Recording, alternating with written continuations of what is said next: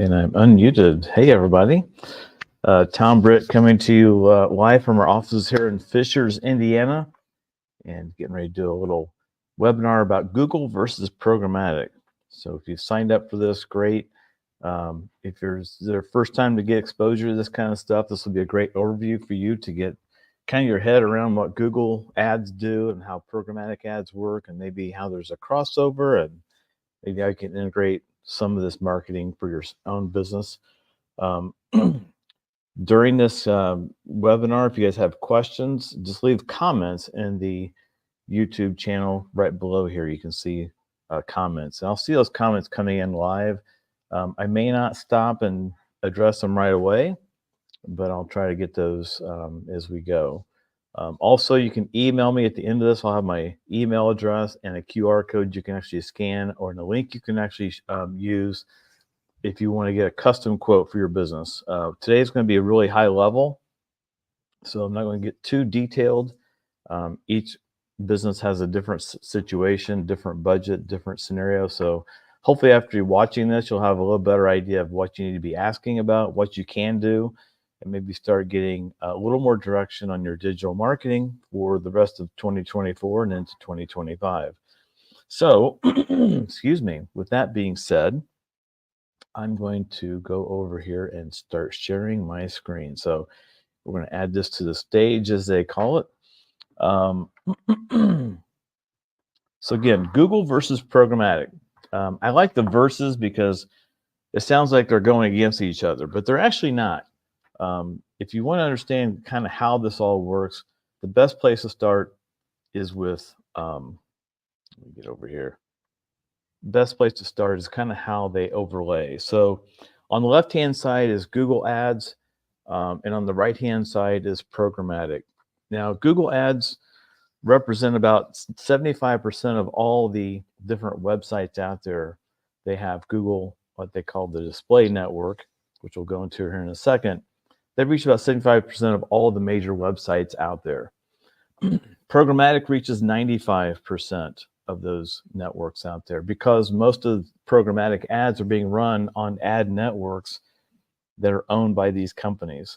There's over 72 ad networks. So to give you an example, if you're here in Indianapolis and you watch WRTV, Channel 13 television, they're owned by NBC, obviously, and they own their own ad network called Nexstar. Nexstar does all their streaming TV ads on Peacock. It does all their ads on WTHR.com, but not just here locally, but nationally. And that's just one ad network. There's over 70 of them. And so the programmatic network is very, very broad, much broader than you can get with Google Ads. But as you can see in the middle, there's some sites that actually have both. A lot of publishing websites will have Google Ads and programmatic inventory on the same page. So there is some crossover happening between the two. We're going to start with Google. I'm not going to go too deep into Google Ads because I think most of you already know how Google Ads work. The most popular thing you've heard of and the most common thing that everybody knows is Google search ads. Google search ads.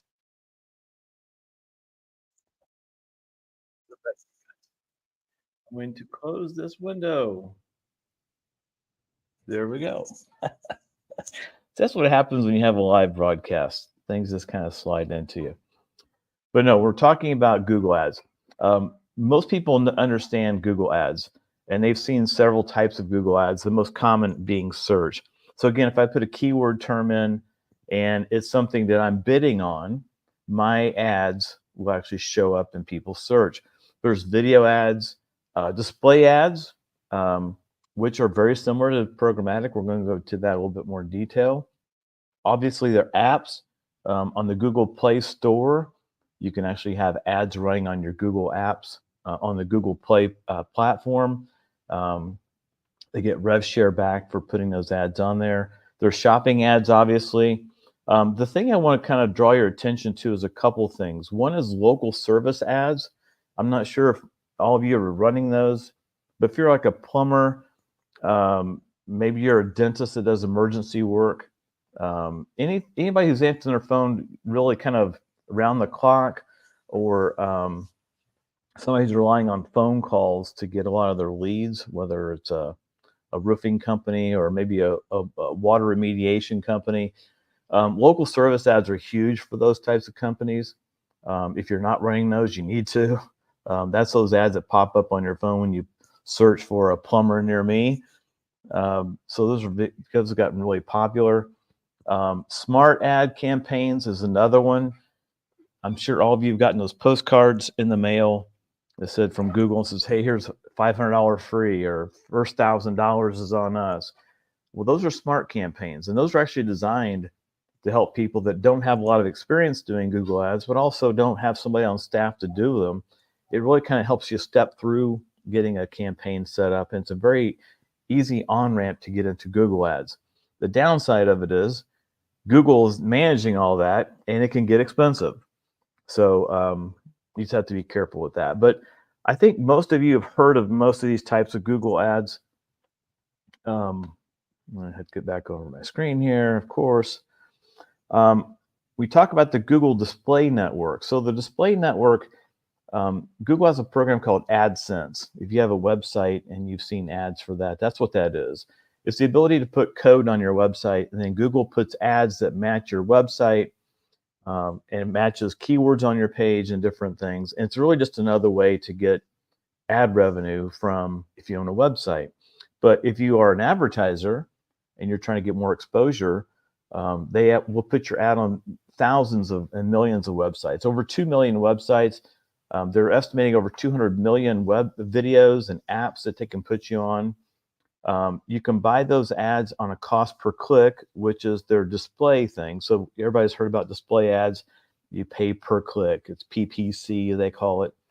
I had somebody call one time. They thought I said paperclip, and I said, no, it's pay per click. And then you just slow it down, they could hear it. But cost per click, that's how most of it's done. You also can buy it by the thousands, cost per thousand, CPM. M stands for milli, by the way, cost per milli, or cost per thousand. And you can also target on this display network by channel, keywords, types of websites you want to be on. I want to be on news sites. I want to be on entertainment sites. I want to be on ones for parents. Just different types of sites you can target. That's about as far as you can go with it. Google does do some keyword supplementation with that. It can get keyword targeted on those sites, but that's really about as targeted as they get. And so again, that's 75%. That's that side on the left-hand side. That's that Google Display Network. And that's probably the most parallel to programmatic that we can find. Let's go into programmatic. So programmatic ads are defined as delivering the right message to the right person at the right time. It uses AI, so artificial intelligence. It's using this real time, and the inventory is very, very vast on display. This is a slide I borrowed from another company, but it kind of shows you a very dumbed down version of how programmatic works. On the left-hand side, you see all these internet publisher sites. So that's those 72 ad networks I talked about. USA Today Network, Turner Network, Cox Media Group, and also just a bunch of digital platforms out there that are serving ads all over the world. In the middle is called the Ad Exchange. Now, the Ad Exchange is the network that they all agree to join. And what they do is they basically have unsold inventory on all these sites on the left-hand side. So the SSP is a service provider. That's the one that's going to serve the ads. And on the right-hand side, you have the DSP, which is the demand side. That's the people asking for the ads on the left-hand side. And that guy, the handshake thing in the middle, is basically just the ad exchange that they're all a member of. And they all say, listen, the deal is, hey, I'll join the exchange. If I don't sell my ad inventory, you guys can buy it at a discounted rate, and I'll sell it to you for pennies on the dollar. Where our DSP side, the guys on the right-hand side, they buy that unused inventory. They buy all these impressions.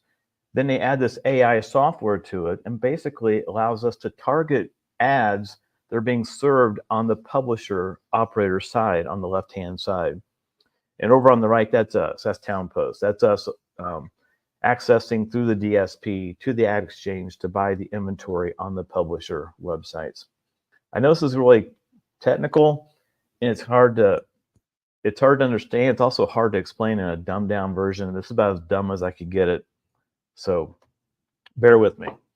So how does it work? How does programmatic advertising work? Well, we can target you several different ways, but it allows us to target people based on where they've maybe a website that they've gone to, or keywords that they've searched or they're reading on their tablet. Those keywords can actually be targeted. I can target you on content you've read. I can target you on the locations that you visited up to 365 days ago. So if you went to a concert last fall, I can target you today because I know that you were actually at that concert up to a year ago. I can target households based on demographics, interests, buying behaviors, what you've bought in the past, also your intent to purchase something. So you don't have to have even bought anything yet. If you're looking for something online, and you guys have all been there, you've all clicked on an ad of some sort on Instagram or Facebook, or you search for something online, and magically you're presented with all these different options for other things, just like the one you were searching for. That's programmatic advertising. They got you. And the last one there is we can target you during and after any kind of event that you would attend.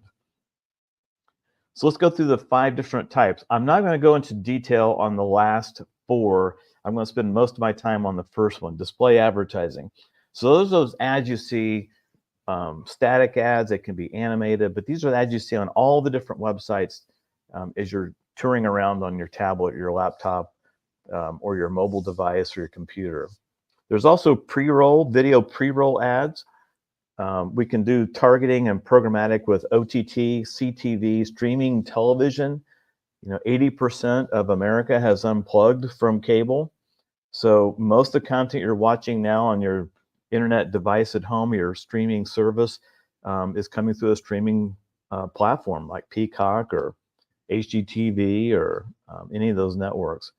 We can also target you on audio streaming, so podcasts. And the last but not least, social advertising. I don't really go too far into social advertising because most of the targeting that we can do through programmatic, you can kind of do on your own through Facebook or the Meta platform. So we don't really do a ton of this. It is getting better with the handshake between programmatic and Facebook. But again, Facebook has locked so many things down. It's just really hard to do anything more than what Facebook can already do. So we don't do a ton of social advertising people, but it is available to you. People like programmatic because, number one, they get a really cool dashboard like the one on the right, but it does give you a way to measure your display ads. Prior to this, if you did display ads on a website for somebody, maybe Local IQ came in and sold you a package through Gannett, or anybody sold you some ads through their website. Even Towne Post sold you some ads to their website. You really didn't get a whole lot of insights on who was seeing things and who clicked on it and things. But the nice thing about programmatic, you can track impressions, conversions, click-through rates, how many clicks you got. You can have different campaigns targeting different types of people, different creatives targeting different events that you may have had in the past. All these things are very measurable. The dashboard's updated every night at midnight. And on average, you get almost twice as good. You almost get twice the click-through rate you get on a normal national campaign with no targeting. That's why people like it. It's very targeted. Think of programmatic as advertising, like billboard advertising. You put up an ad on the side of a highway, but let's assume that you're a dentist and you want to target anybody who's new that moved into your area. Well, imagine now the only people traveling on that interstate that see that billboard are new movers that have moved in the last 90 days. So that's kind of how targeting and display advertising works with programmatic. There are 6 different tactics. I won't go into a lot of detail on these, but there are some I really want to point out because they're very unique. And if you've seen my presentations in the past, we got some new options that we didn't have just a few months ago to offer you. The first one is geo-targeting.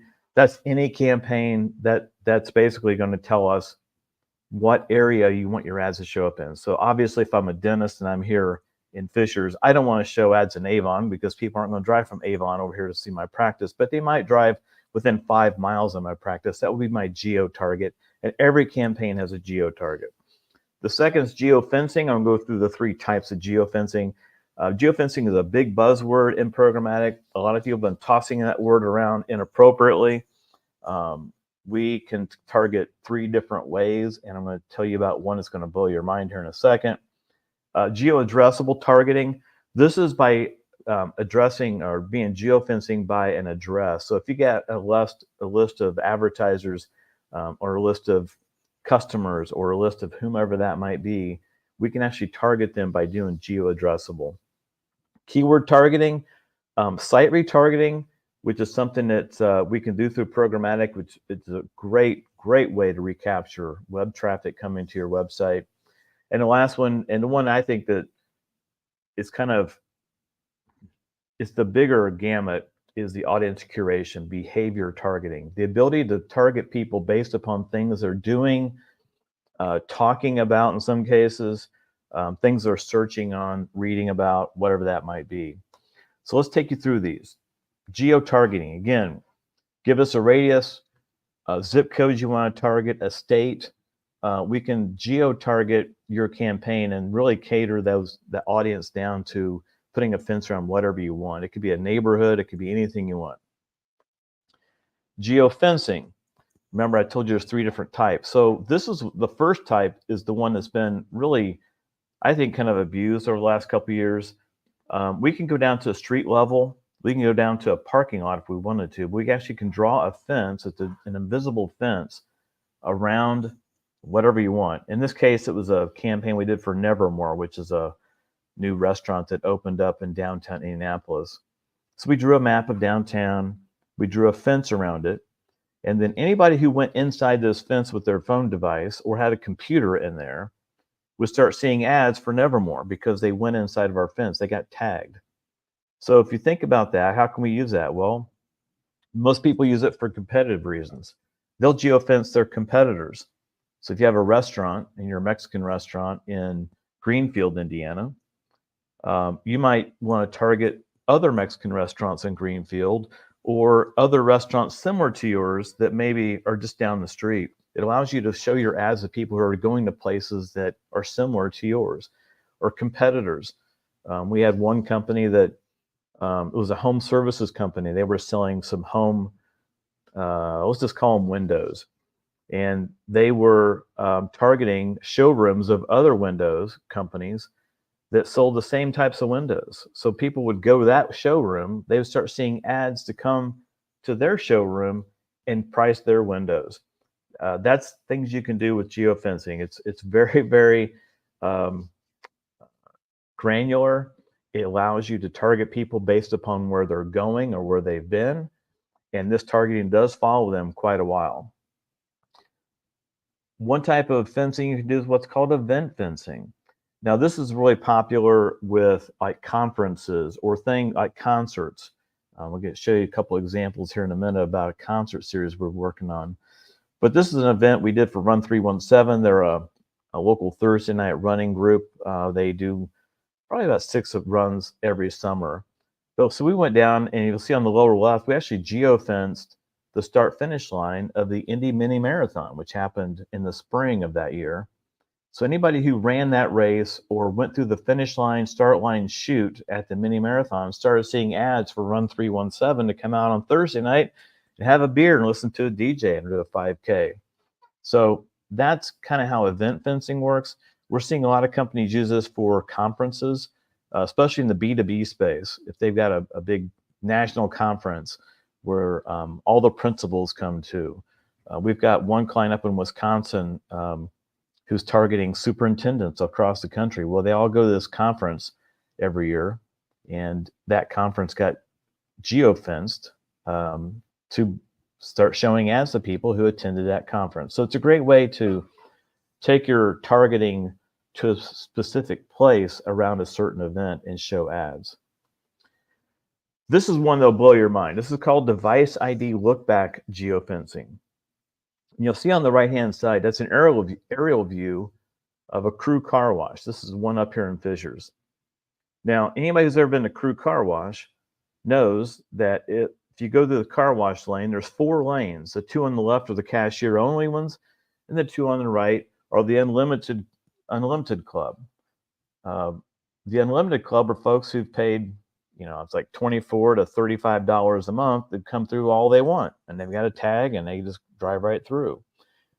Well, Crew wanted to target the people who didn't have that, but the best client to buy that package is somebody who's coming in the cashier lane. Everybody's bought those little coupon books, right? They probably got them at Christmas. When you buy 3, you get a 4th one for free, and you put them in your stocking stuffers. You bought them from your neighbor kid who's doing a fundraiser for band. Whatever those little coupon tag booklets were, however we got them, you went through that cashier line. You didn't have the unlimited plan. You had the coupon book. So we can actually go back with device ID look back, and we can go back up to 365 days ago and actually get from the cell tower how many devices and the phone IDs of the people who went through that fence up to a year ago. So this example, we're able to go back to Crew Car Wash and say, listen, we know with certainty there's like 40,000 devices that went through those 2 lanes, because it's accurate up to 1 square meter. So it's pretty accurate. And we can actually target those phone devices with ads up to a year ago for a place that people went to that we want to target. So device ID lookback is fairly new to us. We do buy on 2 different platforms, and this is something that we've been targeting and using on several campaigns, to be honest with you.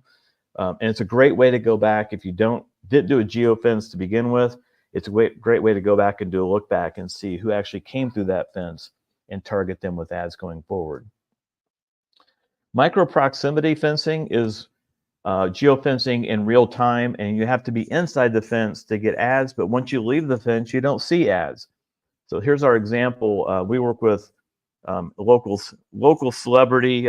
He's a center for the Cincinnati Bengals, Teddy Karras. Teddy Karras is also the nephew of Alex Karras, who, for us old people, remember Webster back in the day. It was a little sitcom.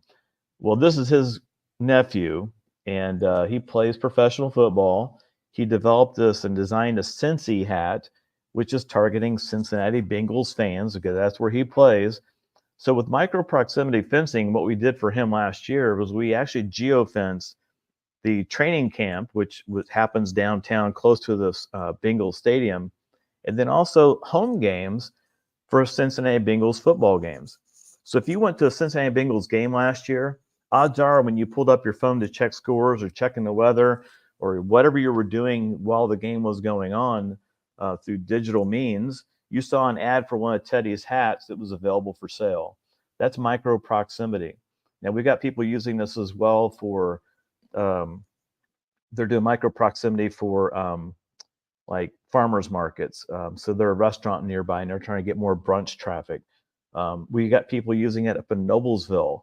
It's a restaurant that's kind of a block off of the square, but the people who are walking the square, they're walking around, or they're sitting in a courtroom waiting on their hearing. They pull up and they see 2 blocks away that there's a restaurant just around the corner they can go visit. So micro proximity is another thing that's fairly new to us. And again, it only works if you're inside the fence. Once you leave the fence, you're not tagged anymore. Now, you can also do some geofencing once they do leave. That's a different tactic. But if you layer them on top of each other, you can get them coming and going both. Geo-addressable, this is by address.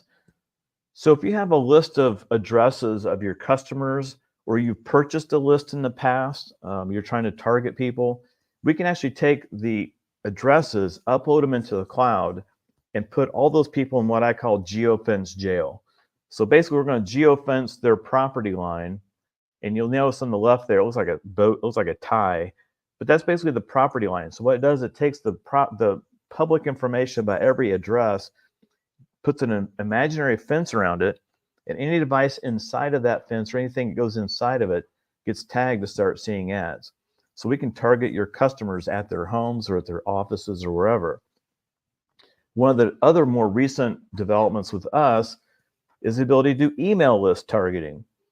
So email list targeting is up until now has been nearly impossible. It's hard to target people just based on an email address, right? But we got a third party called LiveRamp, and that company allows us to upload email addresses, and we can match about 95% of those email addresses in the United States to a physical address, and we then in turn can geofence them based upon an email address. I know it sounds crazy, but we have this client, it's Playmaker app. It's actually a campaign we ran this spring. He had over 350,000 emails of people who put together softball tournaments, those AAU tournaments for kids, travel teams, and Playmaker app software is designed for those types of individuals. So he had 350,000 email addresses of coaches and organizers in that field nationally. So we uploaded that list. We targeted their phones, and they started seeing ads for the Playmaker app on all their devices. And he had a record spring this year of people that came in and downloaded the app for the first time and signed on as new clients because of that targeting we were able to do. Excuse me. So that's geo-addressable targeting, both through an email list or a mailing list. The fourth one is pretty easy, and it's very similar to Google, the keyword search. So you can retarget people and target people based on things they're searching for, things they're reading about. Excuse me. So if you take an example, if I was down in Center Grove and I lived in that Center Grove area and I'm looking for a place to send my kids to school, I might be searching on preschool, I might be searching on kindergarten, different things I'm looking for. Well, if that's a word that we want to target for a programmatic campaign, we load up those key terms just like we would in Google, but now it's showing up on all these websites. As 95% of all the websites now shows your ad on it if it's a keyword that matches what we're targeting. So this is really effective. We found with this, and we've been doing programmatic ads now for about 2.5 years, we find that keyword terms, typically they'll sort out and they'll give us about 3 really, really strong keyword phrases.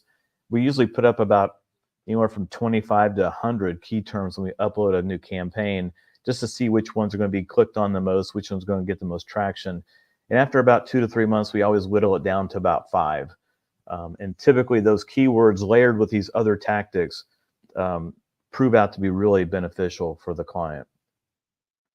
The fifth tactic is site retargeting.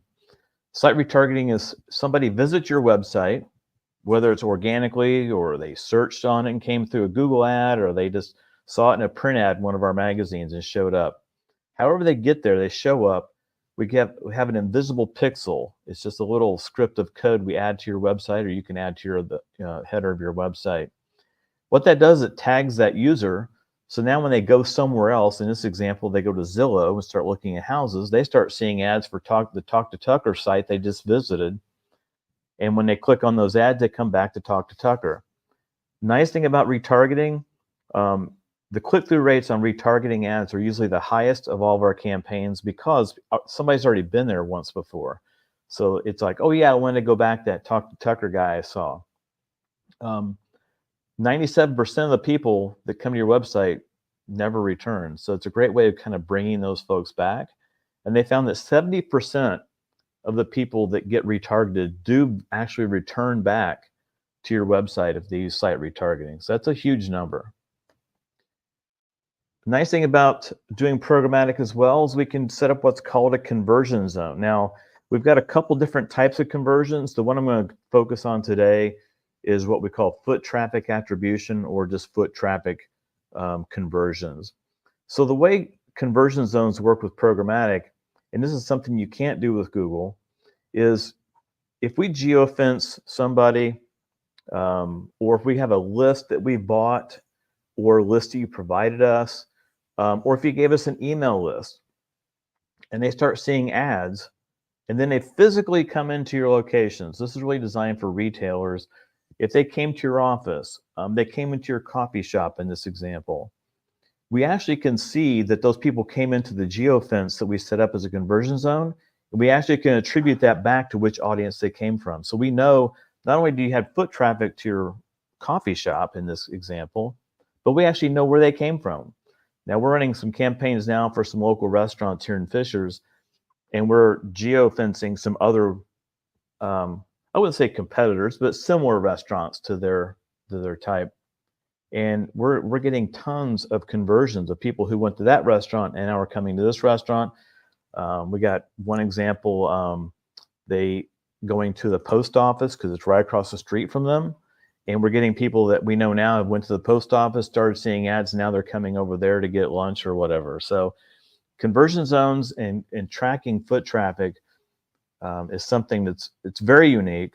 And if you are a retail establishment and you're looking to somehow show some validity to your digital campaigns, there's no better way to do it than say, hey, we've had this many people come in from our campaign and here's where they came from. It's very powerful. The last one, which this is the one that'll blow your mind. I love shock and awe when it comes to presentations, but the ability to target people based upon just geography, but demographics and their hobbies and interests is just mind-blowing. We have over 5 million, and I'm saying 5 million with an M, different lists that we can target. And the lists are so diverse, but they're so targeted. I want to give you some examples of some lists and propensity lists that we can target. They're called behavior lists.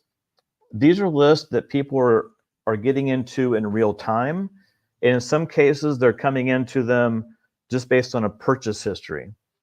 So for example, you can target people who are new movers. These are people that they know have moved within the last 90 days. We can also target people who are likely to move in the next 90 days. We actually have some campaigns running with people who are interested in private schools. So they're showing an interest in private schools. How do we know that? It's based on their searches. It's based on the websites they're going to. It's based on some of the sites they're doing research on. Based upon that, they get into an interest group called private school interests, and we can now target those people with ads. Likely to build a home in the next year, people shopping for an exotic car. If you're on cars.com and you're looking at cars, the price point over $70,000, $80,000, $90,000, it puts you into an audience group, and we can start targeting you based upon those searches. People looking for a job. The ad on the right is for Leaf Spring. I hear it, Geist. They're looking for pre-kindergarten teachers. Well, guess what? We can target people who are looking for a job. We also can target people based on their current job. So people that are currently administrators, office assistants, pre-K teachers somewhere else. They actually now are targeting them based upon those behaviors and those propensities. Interest in real estate investing, shopping for mortgage rates. I mean, you name it, I can target it. And in most cases, I can target it with more than 5 to 6 different lists that are more specific than the ones I'm showing you on this screen. So I know we do a lot of work with some private schools. We've worked with a couple public schools. Schools have gotten really competitive. School funding formula changed back in like 2010, 2012. You see schools doing referendums these days because they have to, they're losing some kids, but they're also trying to stay competitive with all these charter schools and private schools. So being able to target people based upon how many what kids they have at home, what ages their children are, if they're boys or girls, if they're showing interest in different things like private schools, we can target people that way. And so these become really, to me, this is the sexy part of programmatic. Most people think it's geofencing. Device ID look back is kind of cool. These lists are so incredibly deep. We have another client who was an assisted living facility up in Lawrence, Indiana.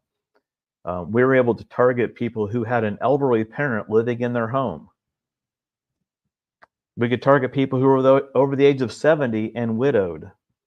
So the ability to show ads, again, visualize going down a highway, and the only people who are going down that highway have an elderly parent living in their house, they're a prime candidate to come to an assisted living facility and check it out. So it's very, very valuable. People ask what these ads are going to look like. There's 5 different sizes. We design all these ads for you, and these allow our ads to basically adapt to any size that would be available through the platform. Streaming television. I'm going to blush through this really quick. We can buy streaming television ads, so 15, 30-second ads on all the networks. The only 2 networks we cannot buy on are Netflix and Hulu, but everybody else, you see some on here, HGTV, National Geographic, Peacock Network, all those, we can buy ads on all those, and we can target people just like we can with programmatic on all those channels. So imagine if I was a new mover, okay, and I had a dentist that wanted to target new movers, and I just moved into my house and I started watching streaming television, and imagine, you know, I saw an ad for this local dentist that's now taking new patients. Very powerful.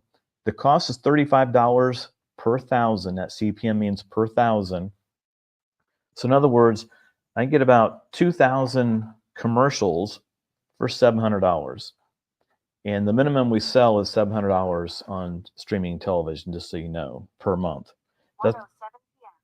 That's the platform minimum. Streaming audio ads, we can also do streaming ads on Spotify and all the podcast networks. Those run about $20 to $35 per thousand. Again, if you guys have a podcast show, you've got something you're trying to promote through podcast channels, it's a great way to get some visibility on other channels that are similar to yours, or maybe people that visited your website now start hearing an ad through their podcast to come back to your website. Again, we can retarget them through the platform. So let's switch back over to Google Ads. As I said earlier, we do Google Ad Management. We charge 20% of what you're spending as our management fee to do all your ad stuff, get your creatives done, get your keywords done, report on it, tweak the campaigns. We have a guy who's Google Ads certified, and his name is Adam Kendrick. He lives in Ohio, and he manages all these campaigns for us. If you're doing a smart campaign now, or if you've been using somebody in the past and you're just not getting a whole lot of support or feedback, or they're not telling you what you're spending, or they're not showing you too many details about what you're buying with your Google ad spend, I suggest you give us a call.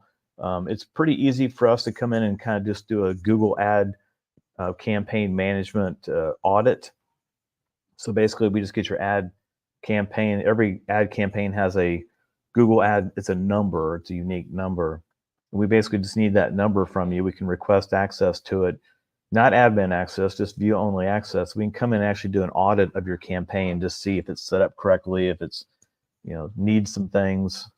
If you have the display network turned on or not. That's one of the things we find in most situations. They're doing search really well, but they don't have anything else turned on, and the campaign is just really limited. So happy to do that. It's 25% of your spend. So if you give us a budget of $1,000, we'll spend $800. We'll keep $200 to manage the campaign. The advantages of using Towne Post marketing services, before I get to the final answer of which is better, Google or programmatic. The advantage of using us is we don't have long-term contracts. Everything we do is month to month or campaign to campaign. So we're not getting you on the hook for some long-term deal. There's no monthly retainer, so we don't charge retainer fees and then charge you to do the ads on top of that. Our fees are built into the buy you're doing, and that's it. So it's very transparent. We can have you live within a week or less. You'll notice on the right, there's some Live Nation creatives. We've done a lot of campaigns with Live Nation here in Central Indiana. One of the reasons they came to us is, number one, we knew what we were talking about. We could buy on all the platforms instead of just the one they were on before. But secondly, we can get their if they give us creative, we can get their campaign live within about 24 hours. And the previous provider took about a month to get a campaign set up and ready. So that 1 week runway or less is very advantageous to most of our clients. We also do free digital creative services, not video, but everything else we do is included in our costs. And we also do bundled print packages. So we actually have several packages that have print, and if you buy print, you get a discount or some kind of a bundled package for digital. So nice advantage is kind of having all your advertising and marketing under one roof is can maybe save you some phone calls and maybe save some finger pointing down the road. So the answer is, which Google or programmatic, which is best? Well, the answer is, as you probably guessed, both. It really depends on your company and what you're trying to do.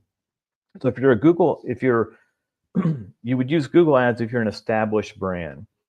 So if you're a new company or if it's a brand nobody's ever heard of, Google Ads aren't really going to help you that much because nobody's going to click on an ad they never heard of.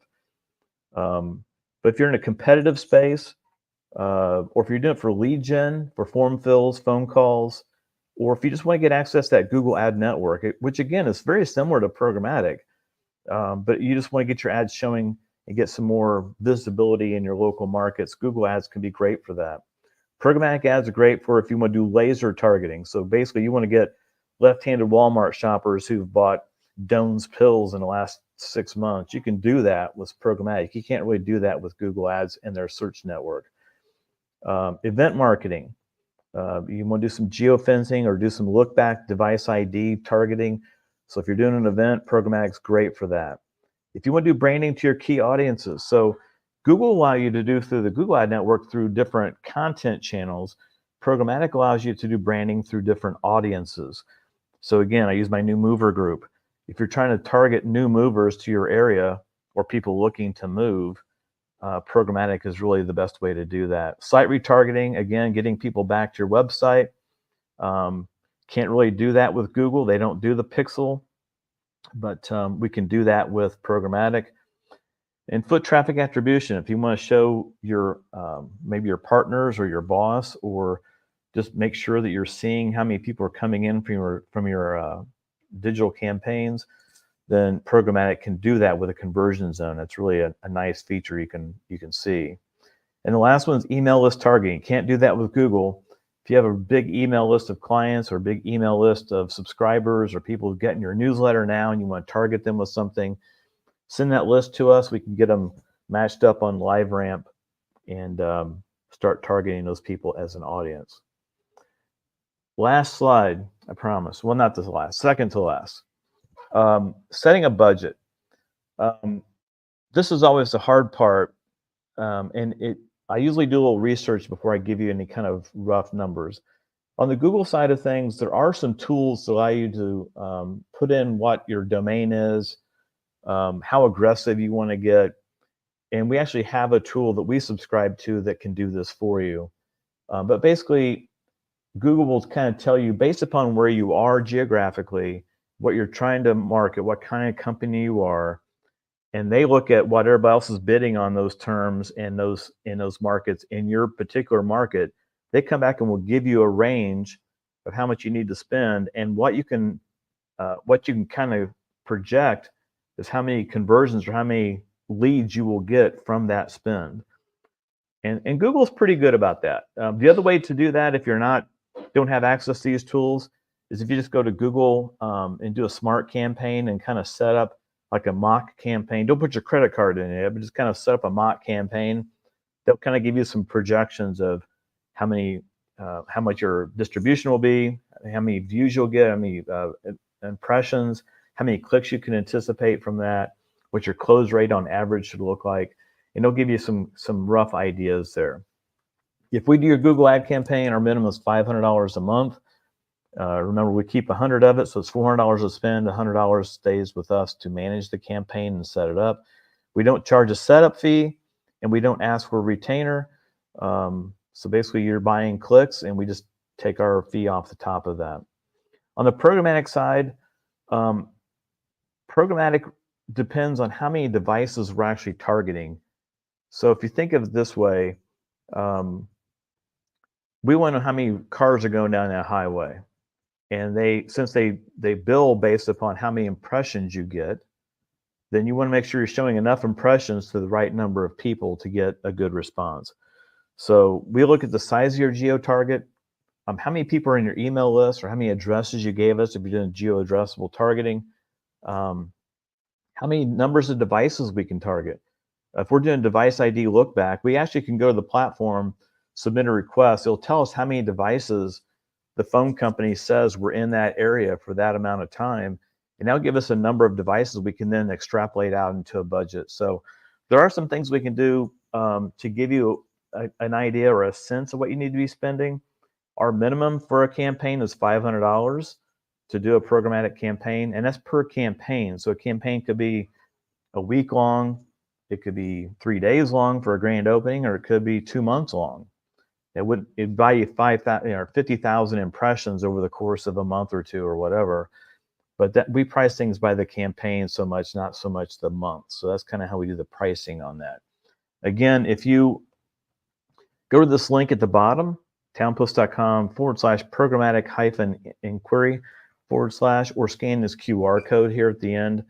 It'll take you to a form. If you fill out that form, it just asks you a couple questions like your website and kind of what you're looking to do. We can actually go into our software on the Google side and actually go on the programmatic side and come back and kind of give you, hey, if I was going to do a campaign, I would spend at least this, no more than this, and be pretty effective with it. And that's kind of how we like to do most of our campaigns. Now, if you're doing a turnkey campaign, like one of our print campaigns, we have a print, digital print boost product, which only targets the people who get our magazine in each specific area. It's only $300 a month, and it gives you 50,000 impressions in that magazine market. So those are pretty much cookie cutter and kind of ready to go. Most people kind of start leaning into these custom campaigns because they can get more targeted and really target and drill down to the people they really want to see their ads. Listen, I've taken up about 48 minutes of your time. Stop sharing this here real quick. But again, hopefully that was very helpful for you. Gives you some ideas of what you can and can't do. My suggestion is fill out that inquiry link at the end of the presentation that comes right to me. I'll circle back with you. We can either do a phone call, a Zoom call for 30 minutes and kind of talk through what you're looking to do, or if you send me that information and I've got enough to work on, I can start working on a proposal for you and kind of give you some parameters, or at least some highs and lows of what you could spend and how we could target them in your particular instance. Again, thank you guys for everything. Enjoy it, and don't be scared of programmatic. Don't be scared of Google Ads. They're all great things. They work really well in harmony. If you're doing one or the other now, most people are doing Google and they've never done programmatic. I can talk you through how much I would peel off of your Google campaign to put in programmatic, or if your your Google campaign is doing so well already and you don't want to take away from it, what I would add as an adjunct to that to maybe accentuate that a little bit, make it run a little bit smoother on that retargeting side and keyword side. Okay, guys, again, thanks. Reach out to me if you need me, and look for emails on future webinars. We're going to start doing these every month, so just start looking for the next ones as we go deeper into some of these subjects I went over today. Take care, everybody.